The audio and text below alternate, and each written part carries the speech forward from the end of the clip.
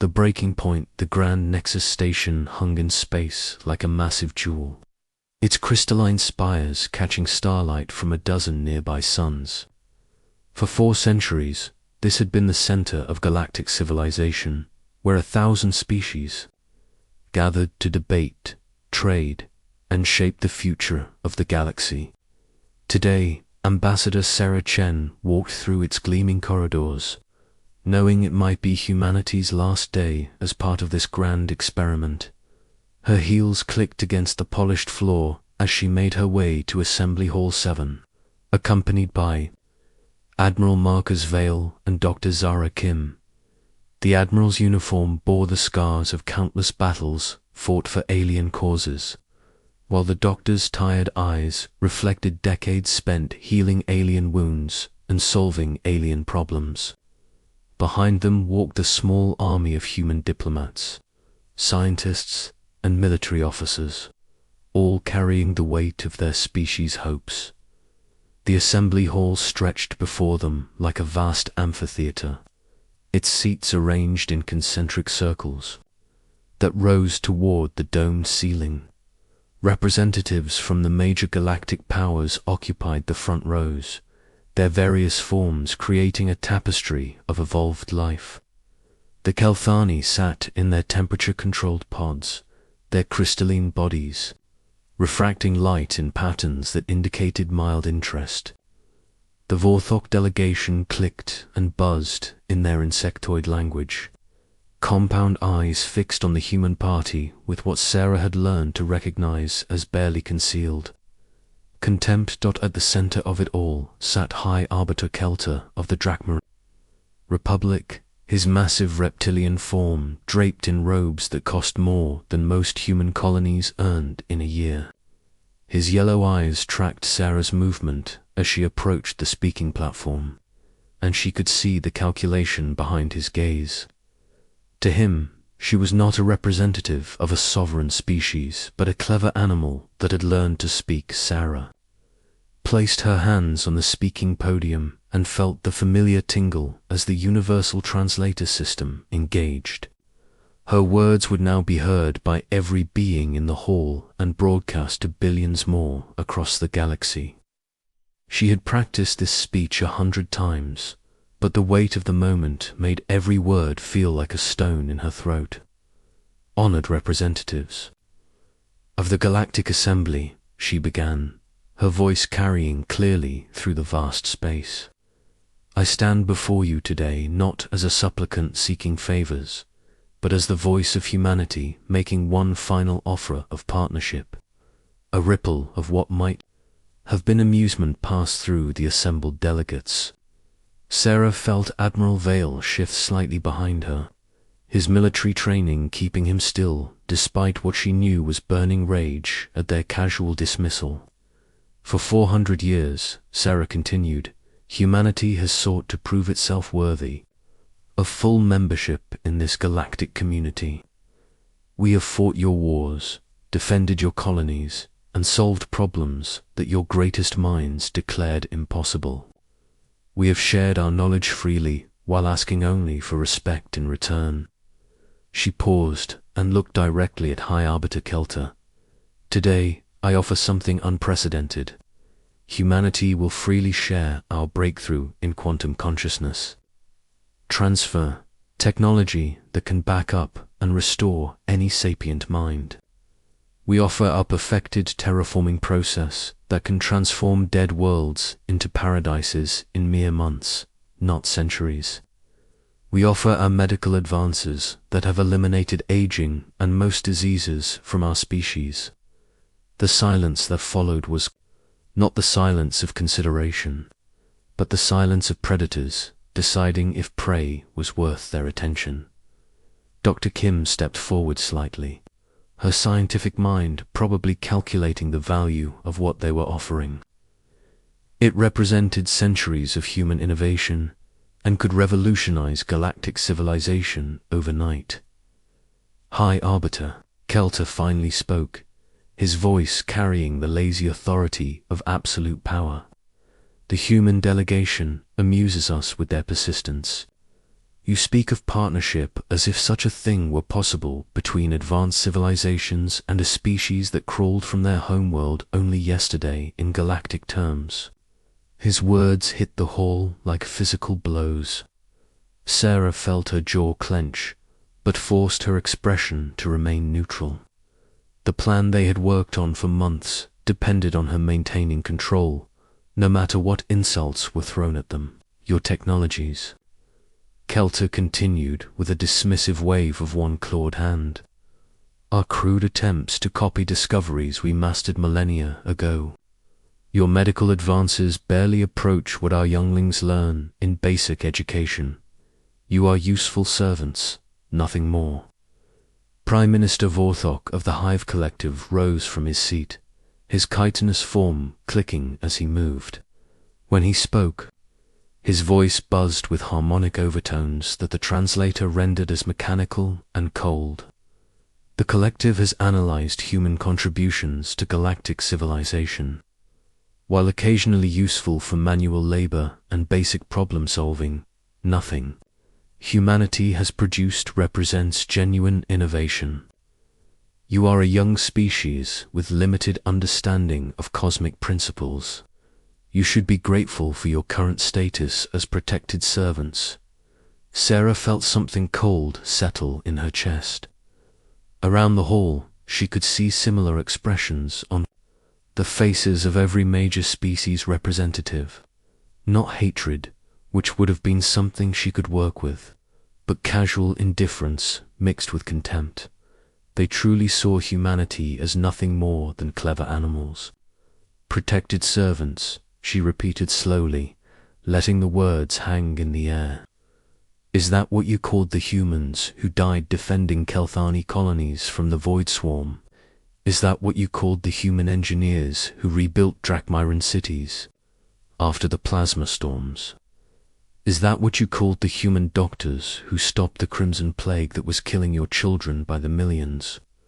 For the first time, she saw a flicker of something that might have been discomfort cross Kelter's features, but it passed quickly, replaced by irritation at having his superiority questioned. You performed services for which you were adequately compensated, he said dismissively. A farmer does not become equal to a nobleman because he provides food. A tool does not become equal to its user because it proves useful. You have your place in the galactic order. Be content with it. Admiral Vale made a sound deep in his throat that Sarah recognized as barely contained violence. She turned slightly and caught his eye, giving him the slightest shake of her head. Not yet. Maybe not ever, but definitely not yet. Sarah looked around the vast hall, taking in the assembled representatives of galactic civilization. Beings from 1,000 worlds, some so advanced they existed as pure energy, others still bound to physical forms but possessing technology that could reshape reality itself. All of them united in their absolute certainty that humanity was beneath them. I see, she said quietly, and somehow her soft words carried more weight than any shout could have. You view humanity as tools to be used and discarded at your convenience. You see our willingness to help as weakness rather than strength. You mistake our desire for cooperation as inability to stand alone. She stepped back from the podium and looked directly at each of the major species representatives in turn. When she spoke again, her voice carried a tone that made several beings shift uncomfortably in their seats. 400 years ago, humanity made first contact with your civilizations. We came in peace, seeking friendship and mutual benefit. We have bent over backwards to prove ourselves worthy of your respect. We have bled and died for causes that were not our own. We have shared our knowledge freely while you hoarded yours. We have asked for equality and received contempt. Asterisk, you have made your position clear, Sarah said, her voice cutting through the silence like a blade. Humanity will never be your equals in your eyes. We will always be your servants, your tools, your expendable resources. You have chosen to see us as beneath you despite everything we have offered and everything we have sacrificed. She turned away from the podium and began walking toward the exit, her delegation falling into step behind her. Their footsteps echoed in the sudden silence like gunshots in a tomb. Just before reaching the doors, Sarah stopped and turned back to face the assembled representatives of galactic civilization. When she spoke, her words carried clearly across the vast space and would be remembered long after the last star burned out. "Remember this moment," she said, her voice carrying a weight that made the air itself seem heavy.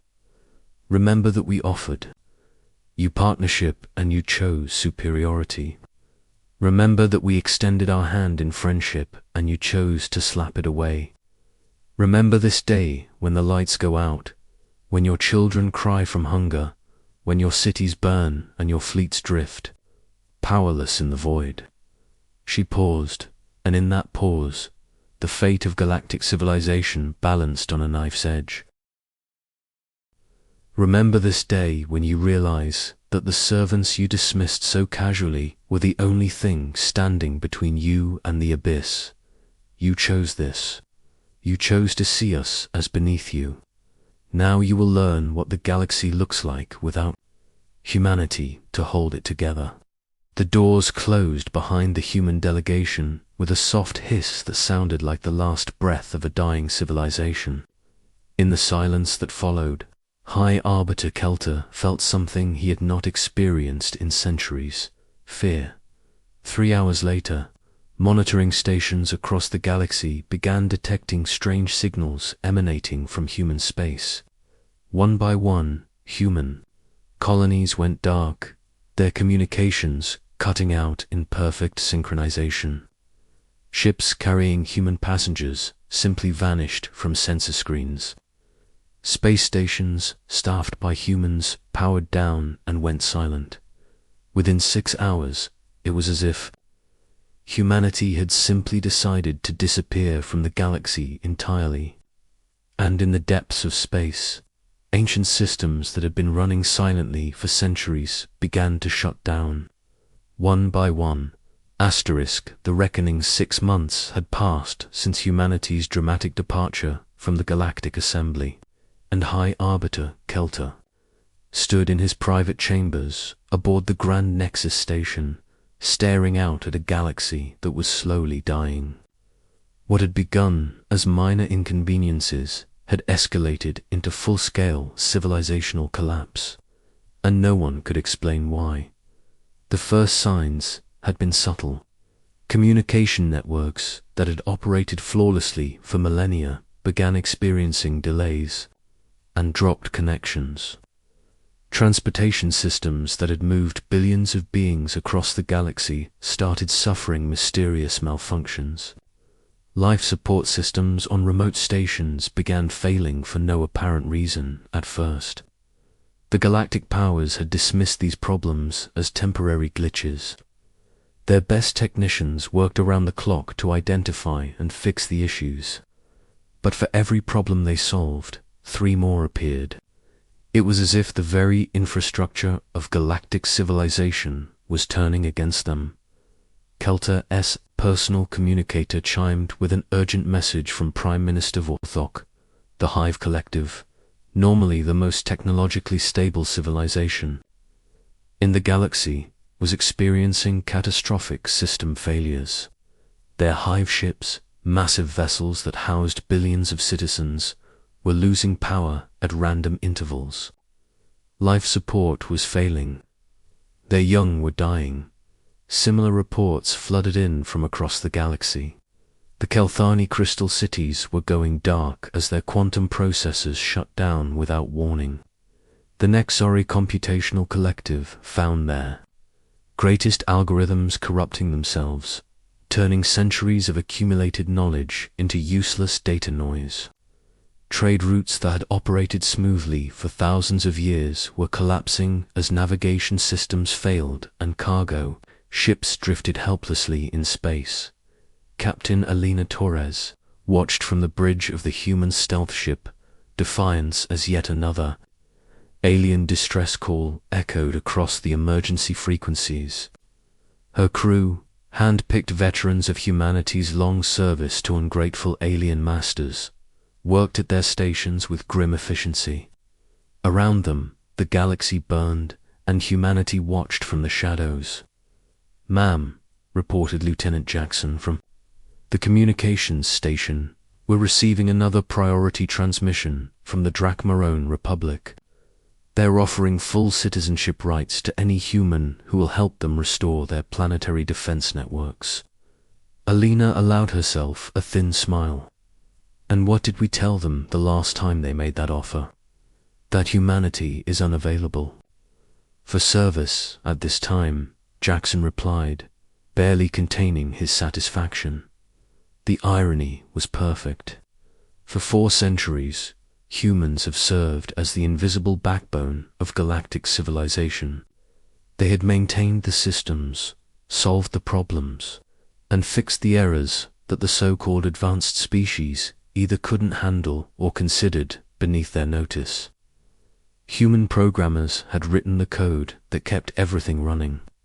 Human engineers had designed the fail-safes that prevented catastrophic failures. Human doctors had developed the treatments that kept alien populations healthy, and all of it had been dismissed as simple labor, unworthy of recognition or respect.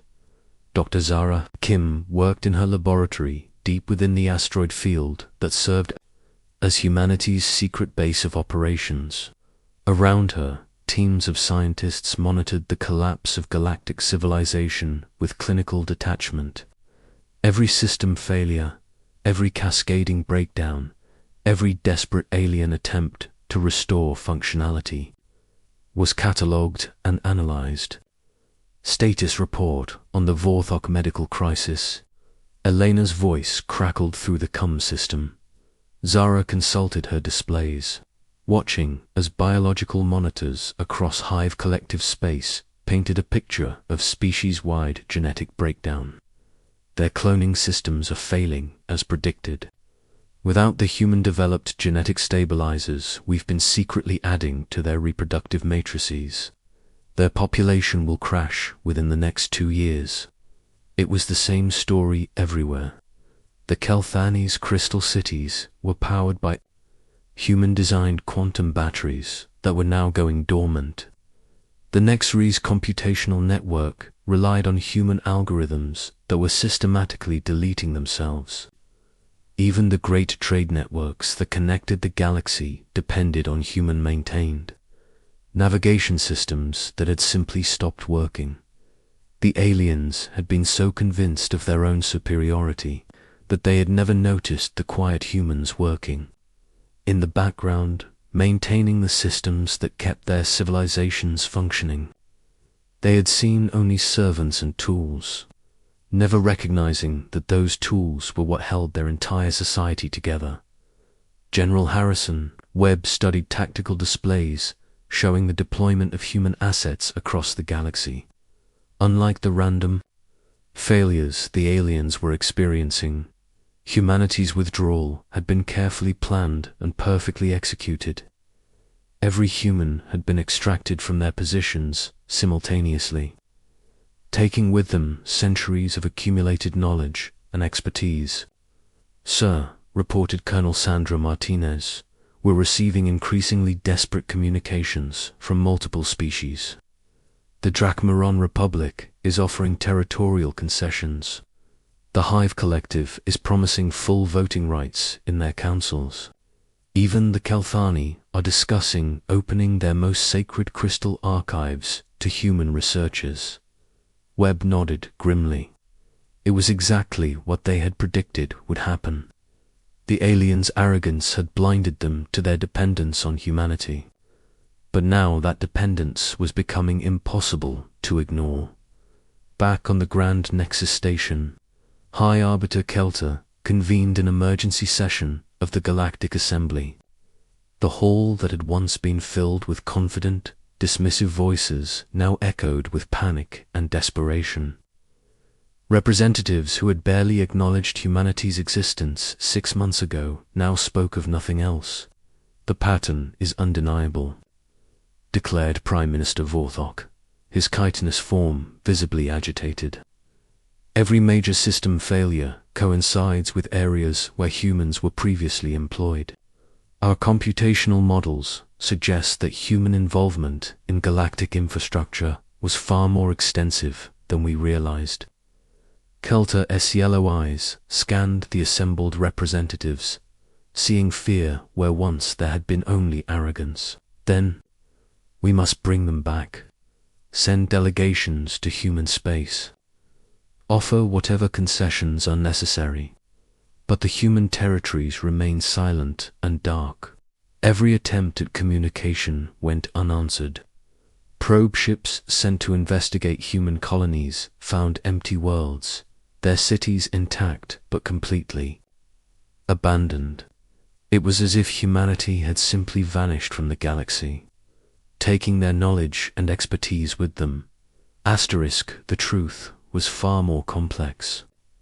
Captain Torres and her fellow human commanders watched from concealed bases as alien civilization crumbled around them.